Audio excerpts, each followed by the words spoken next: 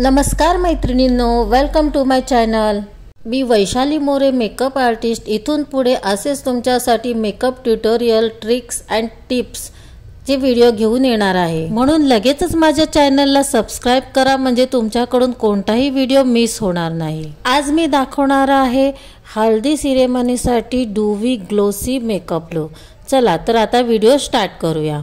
Makeup करण्याआधी आपल्याला फेसला hydrating करणं गरजेचं आहे, म्हणून मी इथे सीटाफिलचं मॉइश्चरायझर घेतले। हे ड्राय स्किनसाठी बेस्ट मॉइश्चरायझर आहे। ह्याच्याने आपण फेसला एक छान अशी मसाज करून घ्यायची आहे।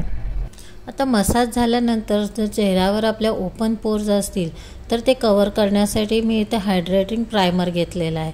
प्रो इफेक्टचं प्रायमर आहे। जिथे जिथे ओपन पोर्स असतील तिथे आपल्याला लावून घ्यायचं आहे। आता मी घेतले फॉरेवर 52चं करेक्टर पॅलेट आणि मग एका फ्लॅट ब्रशच्या मदतीने मी ह्या पॅलेटमधला जो डार्कर कन्सिलर आहे तो माझ्या स्किनवर लावते, कारण माझ्या स्किनवर थोडं पिगमेंटेशन आहे, अंडर आय डार्क सर्कल आहेत, थोडं अपर लिप्सवर अनइव्हन स्किन टोन आहे। तर हे सगळं करेक्शन करण्यासाठी मी तिथे ते डार्क शेडचं कन्सिलर लावलेलं आहे। यामुळे काय होतं, आपले पूर्ण डार्क चेहऱ्यावरचे जे डाग असतात ते पूर्ण कव्हर होतात आणि आपल्याला स्मूथ बेस मिळून जाईल। आणि हे सगळं ब्लेंड करण्यासाठी मी आता इथे घेतले एक ब्युटी ब्लेंडर। एकदम हलक्या हाताने पूर्ण आपल्याला डॅब डॅब मोशनमध्ये पूर्ण कन्सिलर डॅब करून घ्यायचं आहे। प्रेशर हाताचं एकदम कमी ठेवायचं आहे। आता इथे मी घेतले एले गर्लचं फाउंडेशन। कुठलंही प्रोडक्ट लावण्याआधी आपल्याला शेक करून घेणं गरजेचं आहे। आता मी एले गर्लचंच फाउंडेशन का घेतले, कारण आपल्याला आपला बेस डूवी आणि ग्लोवी करायचा आहे। आणि हा जो एले गर्लचा फाउंडेशन आहे तो एकदम ल्युमिनेट फाउंडेशन आहे। ड्राय स्किनसाठी एकदम बेस्ट फाउंडेशन आहे आणि तो मी माझ्या स्किन टोननुसार घेतला आणि एका ब्लेंडरच्या साहाय्याने ब्लेंड केलेला आहे। तुम्ही बघू शकता एकदम स्मूथ अप्लाय होतोय आणि एकदम इझी ब्लेंडिंग होते। आता फाउंडेशन आपल्याला पूर्ण फेसवर ब्लेंड करून घ्यायचं आहे व्यवस्थित। क्रीज लाईन थोडीही कुठेही राहिली नाही पाहिजे, व्यवस्थित ब्लेंड करून घ्यायचं आहे। आता मी घेतले फॉरेवर 52चं लिक्विड कन्सिलर, जे की माझ्या स्किनपेक्षा 1 to 2 टोन लाईट आहे आणि ते कन्सिलर छानपैकी अप्लाय करून घेतलेलं आहे। अंडर आईजवर, नोजवर, अप्पर लिप्सवर, चीनवर आणि जॉ लाईनच्या वरती, म्हणजे मी अशा ठिकाणी कन्सिलर अप्लाय केले जे फीचर्स मला जो माझ्या स्किनचा जो पार्ट मला जास्त हायलाईट करायचा आहे तिथे मी लाईट कलरचं कन्सिलर अप्लाय केलं आहे आणि ब्लेंडरने ते तिथल्या तिथे ब्लेंड करायचं आहे। थोडी त्याला स्प्रेड करायचं नाही, जिथल्या तिथं त्याला ब्लेंड करून घ्यायचं आहे। ह्यामुळे काय होतं, आपले जिथे आपण कन्सिलर ब्लेंड केलं तोच पार्ट आपला जास्त हायलाईट होतं। आणि मी इथे पुन्हा सेम तोच करेक्टर पॅलेट घेतलेला आहे आणि त्याच्यामधला जो डार्कर कलर आहे त्याच्याने मी कंटोर केलेला आहे। कंटोर कशासाठी करायचं आहे, जर आपल्या फेसचा जो पार्ट आपल्याला जास्त हायलाईट नाही करायचा आहे, त्याच्याकडे कुणाचं जास्त लक्ष नाही गेलं पाहिजे, अशा पार्टला आपल्याला कंटोर करायचं आहे। म्हणजेच काय, आपल्या स्किनपेक्षा 2 to 3 टोन डार्कर आपल्याला कन्सिलर घ्यायचं आहे किंवा लिक्विड कंटोर घ्यायचं आहे आणि ते जॉ लाईनवर, नोजवर जो पार्ट आपल्याला हायलाईट करायचा आहे किंवा शार्प दाखवायचा आहे तिथे आपण तो प्रोडक्ट लावून घ्यायचा आणि एका अँग्युलर ब्रशने तो ब्लेंड करून घ्यायचं।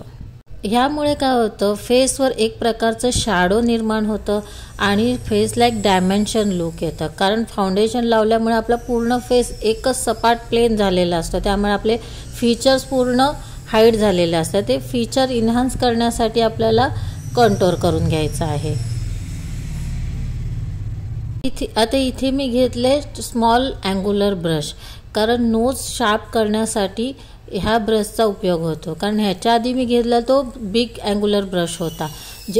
कधी पण आपल्या लक्षात आहे, जेव्हा आपल्याला छोट्या एरियात काम करायचं आहे तिथे आपण छोटा ब्रश घ्यायचा आहे आणि जिथे मोठ्या एरियात काम करायचं आहे तिथे मोठा ब्रश घ्यायचा आहे। जेवढ्या एरियात काम करायचं आहे त्यानुसार आपल्याला ब्रशची साईज घ्यायची आहे, म्हणजे प्रोडक्ट इकडचं तिकडं होत नाही, जागच्या जागी ब्लेंड होतं। आपला नोजसुद्धा ब्लेंडिंग झालेला आहे। हे बघा, आता कंटोरमुळे कसं फेसला एक प्रकारचं डायमेन्शन निर्माण झालेलं आहे।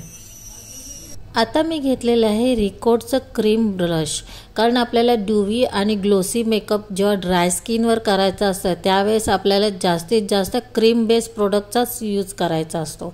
त्यासाठी मी हा ब्लश लावून घेतलेला आहे. आता हे क्रीम प्रोडक्ट फिक्स करण्यासाठी आपल्याला लूज पावडर घ्यायची आहे, म्हणून मी इथे घेतले लोरियल मर्साची लूज पावडर. या पावडरने पूर्ण मेकअप आपल्याला लॉक करून घ्यायचा आहे. जिथे जिथे मी क्रीम प्रोडक्ट अप्लाय केलेलं आहे त्या सगळीकडे मी ही पावडर लावून पूर्ण मेकअप लॉक करून घेते. आता नेक्स्ट स्टेप म्हणजे मी इथे घेतले मेबलिनचं मास्टर क्रोम. त्याच्याने मी फेसला हायलाइट करणार आहे. फेस हायलाइट करण्यासाठी आपल्याला चीक बोनवर पहिला लावून घ्यायचं हायलायटर, व्यवस्थित लावून घ्यायचं. त्यानंतर आपल्याला नोजवर हायलायटर लावायचं आहे, मग अपर लिपवर लावायचं आहे, चीनवर लावायचं आहे. हे पार्ट आपल्याला जास्त इन्हान्स करायचे आहे, त्याच्यामुळे अशा पार्टवर आपल्याला हायलायटर लावून घ्यायचं आहे. आता मेकअप फिक्स करण्यासाठी आणि लॉंग लास्टिंग करण्यासाठी मी इथे घेतले PACचं मेकअप फिक्सर आणि पूर्ण फेसवर स्प्रे करून घेतले. आता नेक्स्ट स्टेप म्हणजे मी घेतले क्युटी ब्युटीचं आयब्रो फिलर, कारण आता आपला बेस करून झालेला आहे आणि आता आपल्याला करायचं आहे आय मेकअप. त्याच्यासाठी मी घेतले क्युटी ब्युटीचं आयब्रो फिलर आणि एकदम शार्प आयब्रो फील करायचा आहे. त्यासाठी घ्यायचं आहे अँग्युलर ब्रश. आयब्रो फील करताना एकदम लक्ष देऊन करायचं आहे, नाहीतर मग इकडे तिकडे लागलं तर आपला बेस खराब होऊ शकतो. त्यामुळे आपल्याला एकदम लक्ष देऊन व्यवस्थित आयब्रो फील करायचे आहेत आणि दोन्ही आयब्रोचा शेप आपल्याला सेमच दिसला पाहिजे, त्यामुळे व्यवस्थित लक्ष देऊनच करायचं आहे. आता मी डोळ्यांच्या वर आय बेस लावून घेतलेला आहे. याच्यामुळे काय होतं, आपले आयशॅडोचे कलर अजून इन्हान्स होतात. सगळ्यात आधी इथे मी घेतले लाईट पिंक कलर आणि क्रीज लाईनवर ब्लेंड केलेला आहे. नंतर मी घेतला येलो शॅडो जो इनर कॉर्नरवरून क्रीज लाईनवर ब्लेंड केलेला आहे.